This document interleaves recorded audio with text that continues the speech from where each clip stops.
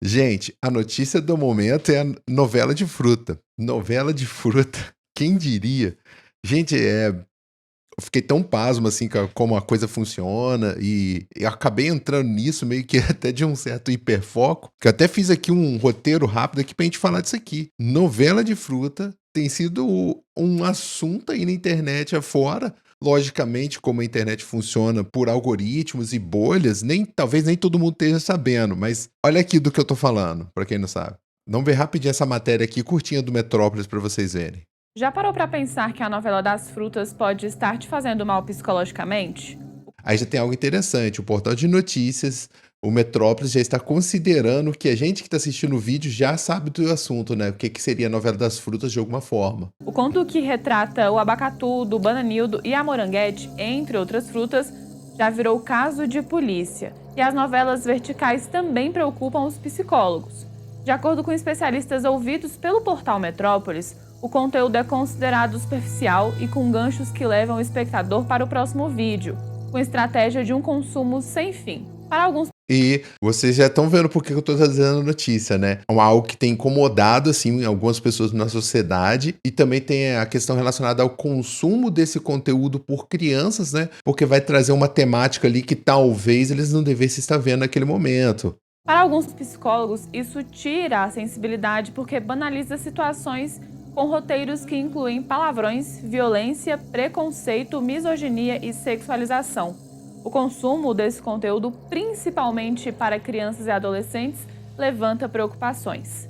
Quer entender mais dessa reflexão? Aí vocês viram ali que tem um problema enunciado, de que os problemas sejam os conteúdos e a forma como eles são tratados, que pode estar tendo um tipo de banalização sobre problemas graves da sociedade. E já vou antecipar, essas temáticas que podem estar sendo banalizadas são racismo, preconceito de gênero, questões morais ali envolvendo um relacionamento, violência doméstica, dentre outras problemáticas. Todo esse tipo de discussão é o que todo mundo está fazendo, que o Metrópolis está propondo, mas que não é o que eu vou trazer aqui. A questão que eu quero trazer aqui é a gente tentar pensar um pouco como isso funciona e por que funciona, por que que isso viraliza e talvez tentar entender o porquê que não só a forma como o conteúdo é apresentada, mas também o conteúdo, essa junção vão ter ali forças diferentes, formas diferentes de trabalhar com os nossos afetos, mas que no fundo a gente vai acabar clicando, a gente vai acabar assistindo, querendo ou não, a gente vai assistir essa parada. Voltando aqui na matéria do Metrópolis, ela é até bem interessante, né? Porque ela vai falar aqui que, como o conteúdo é criado por diversos usuários independentes, os roteiros frequentemente incluem palavrões, preconceito, misoginia e sexualização, que é o que vai causar o burburinho ali, uma revolta moral social, né? E essas novelas que eu tô falando, você vai encontrar principalmente no TikTok, em que vão ser vídeos curtos, que vai ter ali uma encenação utilizando esses personagens antropomorfizados, né? Em que são frutas em forma de pessoas, ou pessoas em forma de frutas, aí fica a critério de vocês. Mas vocês vão encontrar uma diversidade de vídeos no TikTok com várias temáticas, falando principalmente de traição, romance, problemas relacionados à maternidade, violência doméstica, prostituição. Vai ter de diversos assuntos morais, assuntos humanos, só que eles não vão ser tratados por humanos, eles vão ser tratados por esses personagens, né, em forma de fruta.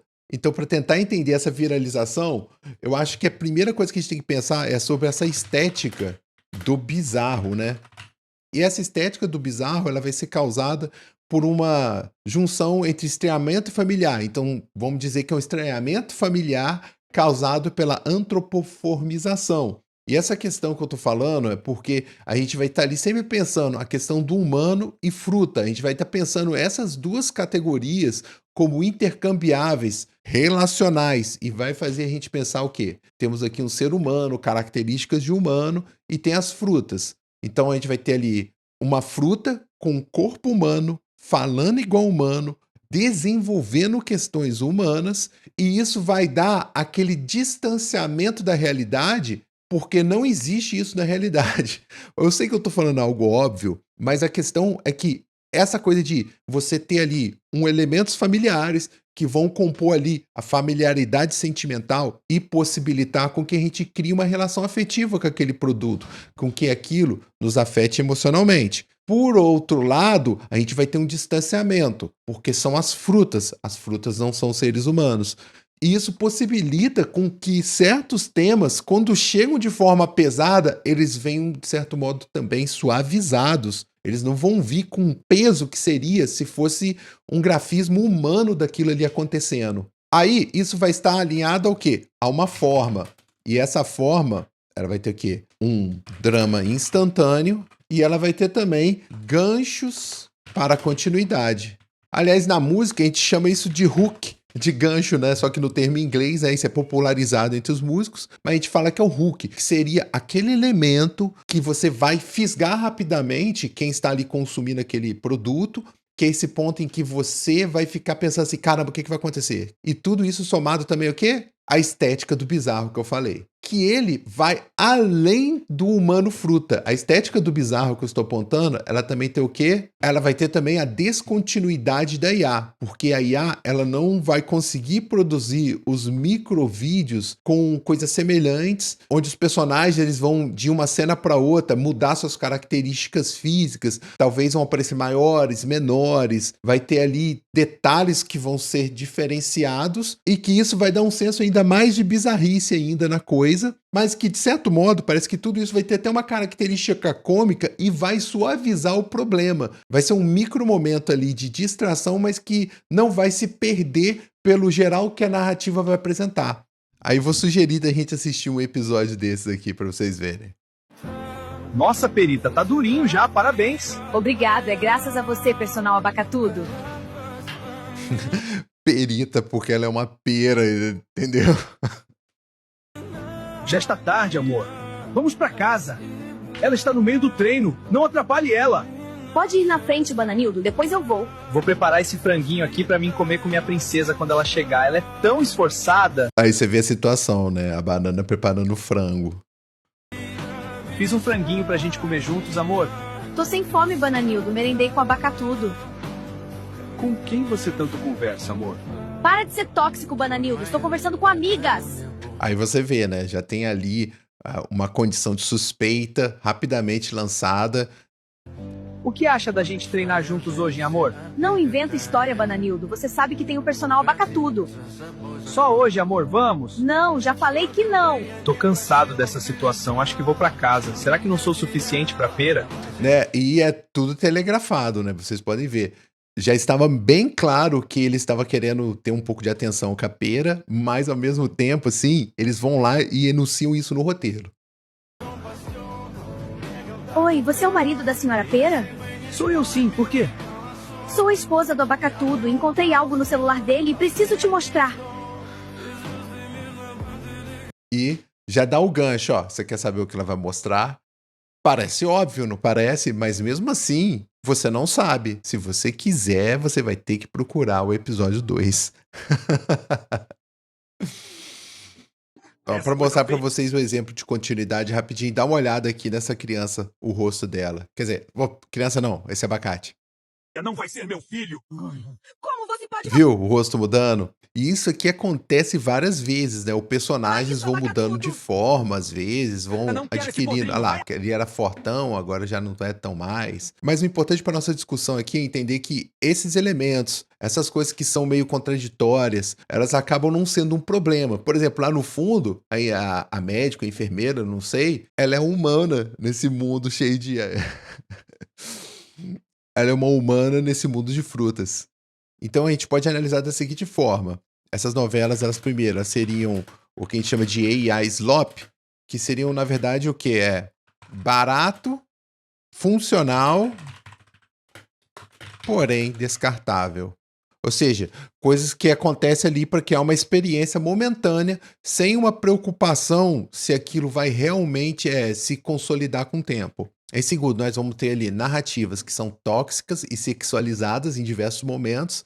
Nós vamos ter uma certa moralização ali sobre a vida, o que fazer ou o que não fazer, esse drama ético que muitas pessoas têm. O que fazer quando uma pessoa te trai? E você deveria trair ou não? O filho, você deve cuidar, mesmo você não gostando dele? Que fazem surgir esses problemas. O que é amor, o que é relacionamento, o que é válido, o que é permitido, o que não é permitido. tudo isso vai estar dentro dessas coisas aí que vão levar ao extremo, com narrativas tóxicas e sexualizadas. Mas ao mesmo tempo ali vai ter uma característica meio infantilizada, no sentido de que vai ser tirada uma certa complexidade ali na interpretação em busca de algo que seja muito óbvio, muito evidente e que tem ali um certo tom, às vezes, meio que cômico, de brincadeira em alguns momentos. Isso principalmente porque a gente vai olhar para essas imagens e essas discussões, vai parecer muito exagerado, muito tosco, vai parecer uma zoeira. Porém, o peso moral que tem é algo que a gente consegue se relacionar facilmente. Aí vai entrar um terceiro elemento, que é essa questão se vale a pena o custo humano, o uso dos recursos, da água, da força humana, para produzir esse tipo de conteúdo. É lógico que parece um pouco moralizante, mas é porque tem algo que acaba vindo no inconsciente das pessoas, que acaba sendo algo que as pessoas vão levantar. Que é porque, se a coisa é feita para viralizar somente, então a única justificativa que se tem é do consumo individual e ali de algo muito efêmero. Uma outra questão que vai surgir é sobre a função e o uso disso na sociedade, né? Porque se a coisa tem uma função de viralizar, ou seja, é um produto feito com estratégias de consumo, mas não de expressão humana, ele está ali sendo um produto artístico, uma mídia artística, porém totalmente produzido por IA, ou seja, não tem ali nada além de estratégias de viralização, de roteiros que tentam pegar as pessoas por ganchos e não tem nenhuma intenção ali expressiva, isso vai ser notado e vai ser criticado por muitas pessoas que vão estar assistindo aquilo. O que leva a que esses produtos podem ser pensados que eles têm uma intenção sem ética. Ou seja, não é uma questão de autenticidade ou sobre a responsabilidade do efeito de consumo. O que é interessante nisso é notar que essas críticas que eu estou falando aqui, elas não foram levantadas exatamente por comunistas, foram levantadas por defensores do capitalismo, por defensores do liberalismo. O que demonstra o seguinte, que até os defensores do capitalismo, eles pensam em limites éticos para as mercadorias que circulam. Mas eu acho que tem algumas questões comportamentais e psicológicas que precisavam de mais atenção para além dessas questões éticas que a gente vê nessas novelinhas, né? Que normalmente é o assunto liberal, fica em cima disso. Um dos problemas que está sendo assim muito crítico é sobre esse vício que a gente tem sobre a rolagem, né?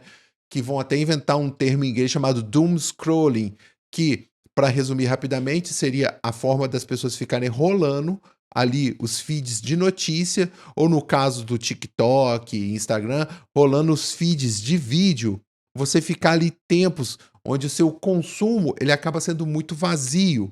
E assim, não é um problema em si um consumo vazio, uma pessoa se entreter, ou gastar o seu tempo ali simplesmente esvaziando a cabeça. Porém, a questão que a gente levanta é, mas precisa ser somente isso? Precisa ser somente algo que não vai produzir algo de sentido útil. E pensando ainda mais sobre essa questão da rolagem e outras formas de captura ali do nosso tempo dentro dessas plataformas, de descanso real mesmo. Porque mesmo que você esteja ali achando que você está ocupando o seu tempo, descansando com entretenimento, isso acaba sendo um problema social porque a gente passa o tempo nessas plataformas assistindo esse tipo de vídeo, entrando nessa lógica de consumo constante, mas sem ter, ao mínimo, um resultado de descanso significativo.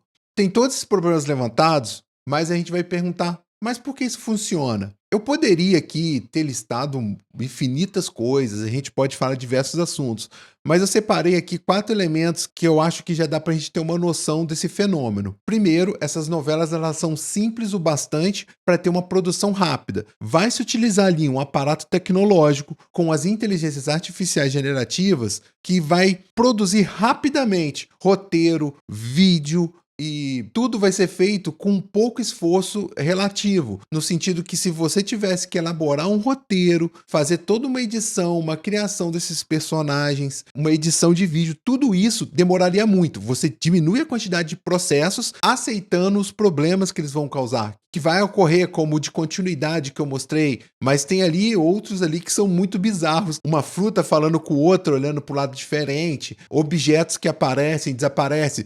tudo isso parece que dentro desse contexto, dentro dessa cultura das novelas de fruta, se torna um elemento adicional. Quando eles aparecem, não vão ser vistos como problema. Se vocês olharem os comentários, vão até ser vistos como uma parte da zoeira. O que vai acabar ser um elemento que vai ser cômico ali no meio da novelinha e vai acabar suavizando o drama, a tragédia proposta e vai torná-la um pouco mais leve de ser assistida. O segundo ponto é, elas são estranhas o bastante. E esse o bastante é uma palavra importante porque você quer que a pessoa que esteja ali rolando os vídeos no TikTok tenha um estranhamento para gerar uma curiosidade o suficiente para ela parar a rolagem do dedo. É lógico que isso está buscando no estranhamento um disparo ali de dopamina, de atenção, para você parar e ver do que aquilo se trata, o que aquela novidade está trazendo. Ao mesmo tempo que vem o terceiro elemento que eu acho importante, que ela tem que ser comum bastante. Ou seja, apesar ali daqueles humanos com corpos de morango, de abacate, de banana, aquilo ali causar um estranhamento, aquilo ali não pode causar uma repulsa. Então vocês podem notar que é uma estética colorida. É tudo bastante colorido mesmo, né? Com expressões cartunescas que vão ali, como eu falei, ainda suavizar, mas ainda com vários elementos extremamente expressivos, como olhos muito grandes para tentar ali capturar alguma coisa da expressão humana. E o quarto ponto importante é que isso agora gerou um tipo de serialização difusa e contínua de uma estética. E mesmo sendo pessoas diferentes criando essas novelinhas, diversos criadores vão fazer com certa similaridade estética o suficiente para que quando as pessoas estejam navegando, você associe umas às outras de um modo que causa menos estranheza. Você sabe que se trata de uma novelinha dessas de frutas e você sabe que elas vão ter ali uma estrutura, uma forma e uma estética parecida, né? Apesar de não ser igual. O que acaba demonstrando assim uma forma curiosa pela qual as pessoas utilizam um elemento ali que ainda não tem ali uma propriedade intelectual ali atada a ele. Bem, voltando aqui, vocês devem estar notando eu com o cabelo diferente, a roupa diferente, iluminação diferente, é porque eu tive que sair. Mas agora voltando, tentando não perder a meada da história toda, por que que esses 4 elementos aqui são importantes?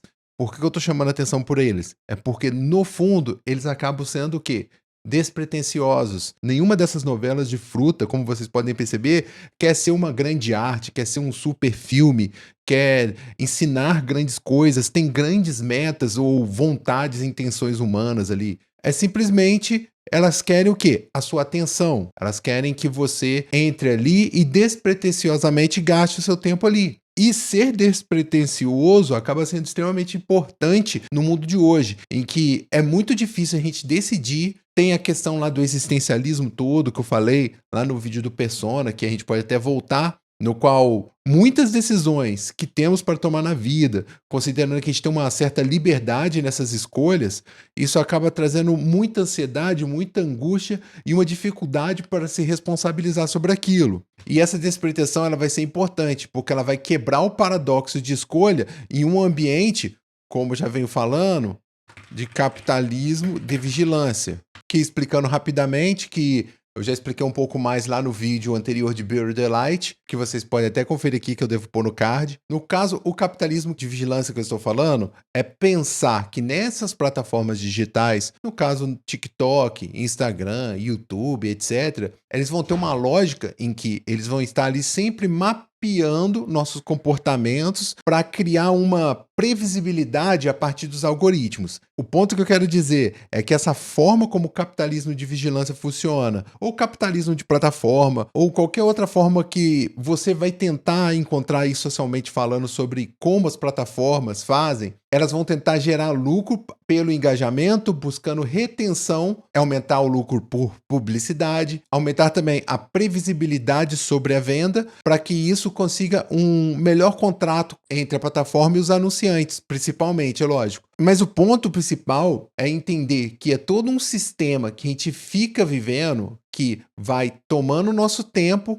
e cada vez mais a gente está ali dentro daquela plataforma no qual a gente fica cada vez mais habituado a receber conteúdos pelo algoritmo em vez de nós procurarmos e decidirmos por nós mesmos. Isso cria um novo paradigma de comportamento humano em que a gente está muito dependente dessas redes e o modo como a gente trabalha com elas, ou como a gente se relaciona socialmente por meio delas. Só que é o seguinte, esse tipo de prática cultural, ele vai acabar tendo uma cobrança social das pessoas, no qual a gente vai ter que ficar cada vez consumindo mais e mais, estar ali no dia a dia com as séries, para poder conversar no trabalho, saber dos resultados dos jogos de futebol, saber de todos os lances, saber o que aconteceu na novela, saber o que está acontecendo no mundo inteiro, a guerra do Paquistão, e etc, etc, etc. Tudo isso vai vir junto desse funcionamento de plataforma, disparando informações que parece que a gente não consegue consumir, entender e pegar toda essa informação que é mandada. Aí, o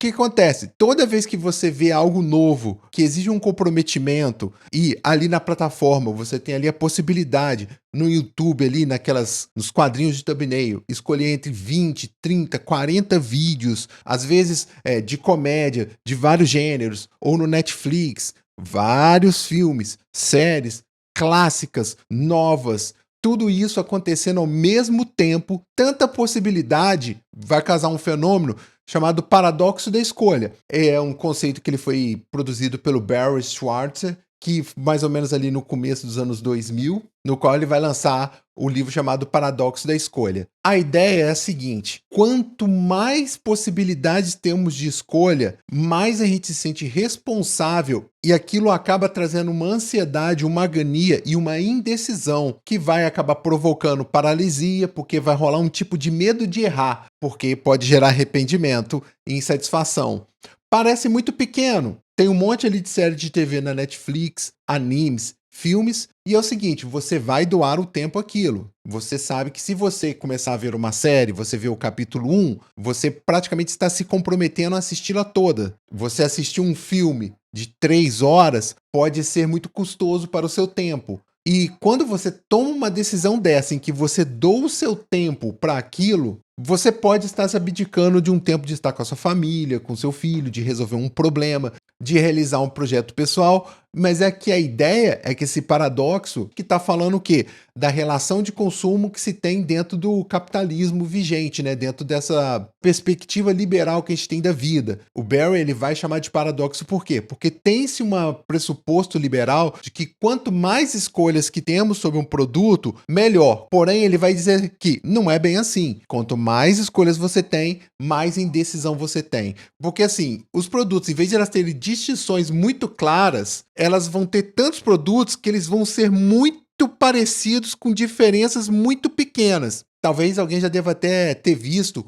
abrir o iFood e ficar ali mais de meia hora, às vezes 1 hora, escolhendo o que comer, porque tudo parece tudo muito gostoso e como escolher o mais perfeito e como não se frustrar nessa decisão. Você vai gastar um dinheiro ali, suado, que você trabalhou pra caramba. Você vai comprar ali um lanche e esse lanche ele pode ser mais ou menos, sendo que tem tantos ali que parecem maravilhosos. Só que talvez realmente não seja nada tão maravilhoso quanto parece, talvez alguns sejam um pouquinho melhores do que outros, o que torna essa indecisão um pouco boba, porém ela acaba afetando no dia a dia muitas pessoas. É lógico que tem pessoas que são decididas, mas eu estou falando assim de algo que muitas pessoas têm relatado ultimamente. Então, voltando aqui, essa ideia despretensiosa pelo qual a novelinha vai acontecer, ela vai quebrar tudo isso, porque você vai estar ali passando, vai ter uma coisa esquisita, você vai parar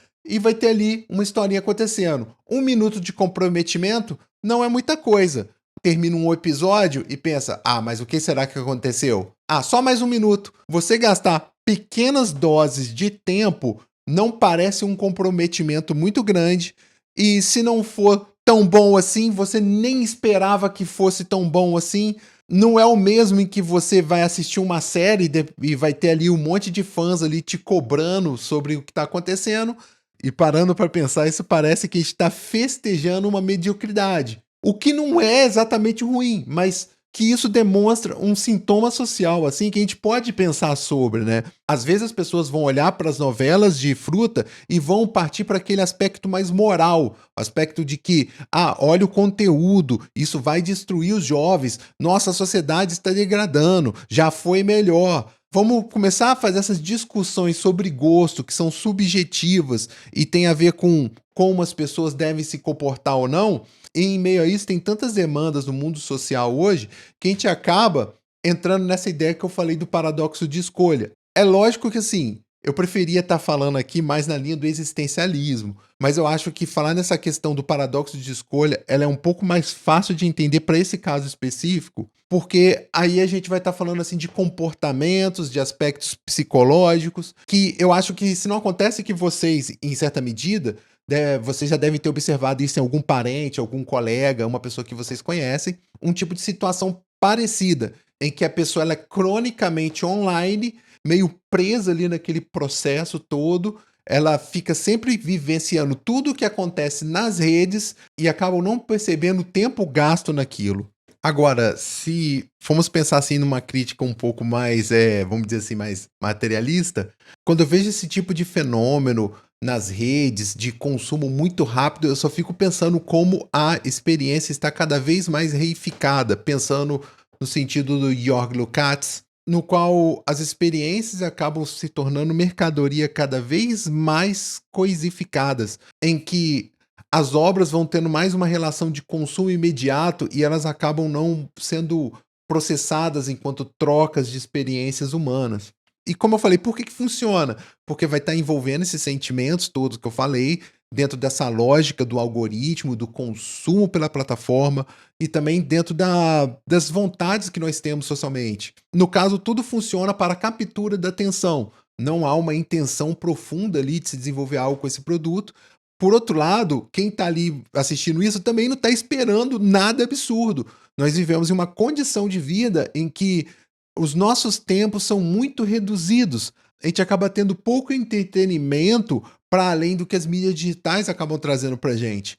É lógico que isso não são todas as pessoas do mundo, mas assim, a quantidade de pessoas que consomem as redes digitais, que vão assistir esses vídeos no TikTok, dentre outros também, elas estão ali procurando algum afeto, algum entretenimento, algum modo de tentar diluir um pouco o sofrimento cotidiano ou o vazio existencial.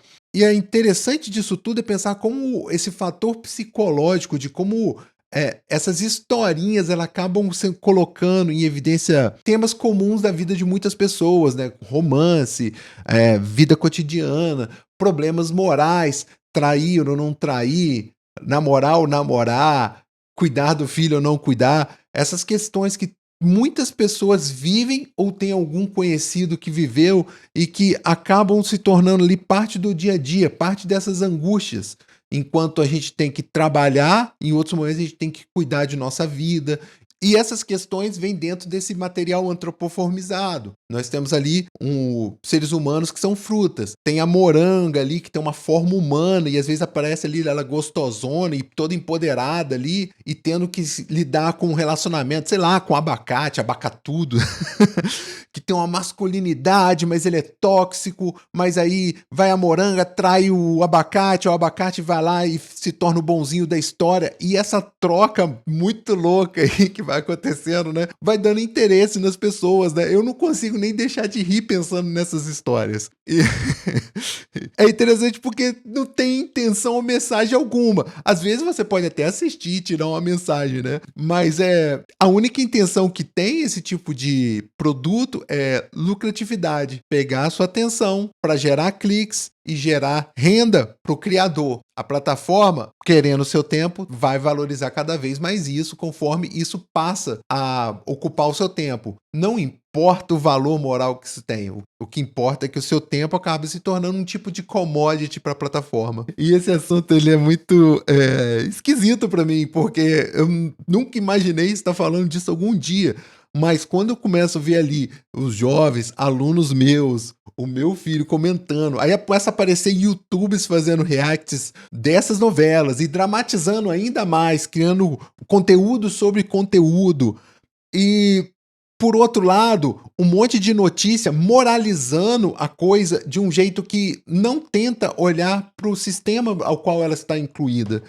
E eu espero, sinceramente, que essa conversa tenha sido de alguma forma interessante para vocês, que a gente tenha suscitado algumas dúvidas e questões E, gente, eu gostaria de realmente saber se esse tipo de assunto é interessante para vocês e, principalmente, saber se o jeito com o qual eu estou lidando com ele faz sentido para vocês, se dá pra gente aprender alguma coisa, dá pra gente conversar, levantar questões sobre, ou se é muito confuso. Eu preciso desse feedback de vocês, porque eu tô tentando aqui fazer uma mistura de algo que eu faço na sala de aula, mas na sala de aula os temas com qual eu trato as coisas com meus alunos são bem mais direcionados, são mais contidos, a gente trabalha cada tema bem devagar e no ritmo da internet a gente acaba jogando muitas ideias.